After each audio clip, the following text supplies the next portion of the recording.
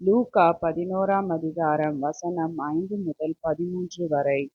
பின்னும் அவர் அவர்களை நோக்கி, உங்களில் ஒருவன் தனக்கு சிநேகிதனாயிருக்கிறவனிடத்தில் பாதி ராத்திரியிலே போய், சிநேகிதனே, என் சிநேகிதன் ஒருவன் வழிப்பிரயாணமாய் என்னிடத்தில் வந்திருக்கிறான்.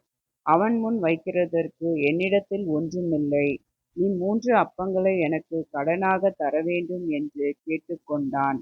வீட்டுக்குள் இருக்கிறவன் பிரதியுத்தரமாக, என்னைத் தொந்தரவு செய்யாதே, கதவு பூட்டியாயிற்று, என் பிள்ளைகள் என்னோடு கூட படுத்திருக்கிறார்கள், நான் எழுந்திருந்து உனக்குத் தரக்கூடாது என்று சொன்னான்.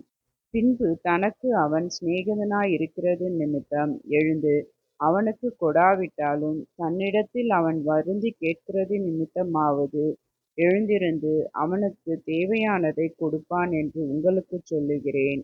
மேலும் நான் உங்களுக்குச் சொல்லுகிறதாவது, கேளுங்கள் அப்பொழுது உங்களுக்குக் கொடுக்கப்படும், தேடுங்கள் அப்பொழுது கண்டடைவீர்கள், தட்டுங்கள் அப்பொழுது உங்களுக்குத் திறக்கப்படும்.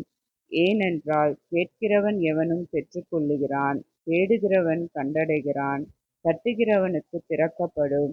உங்களில் தகப்பனாயிருக்கிற ஒருவனிடத்தில் மகன் அப்பம் கேட்டால் அவனுக்குக் கல்லைக் கொடுப்பானா? மீனைக் கேட்டால் மீனுக்குப் பதிலாய்ப் பாம்பைக் கொடுப்பானா? அல்லது முட்டையைக் கேட்டால் அவனுக்குத் தேளைக் கொடுப்பானா? பொல்லாதவர்களாகிய நீங்கள் உங்கள் பிள்ளைகளுக்கு நல்ல ஈவுகளைக் கொடுக்க அறிந்திருக்கும்போது, பரமபிதாவானவர் தம்மிடத்தில் வேண்டிக் கொள்ளுகிறவர்களுக்குப் பரிசுத்த ஆவியைக் கொடுப்பது அதிக நிச்சயம் அல்லவா? என்றார்.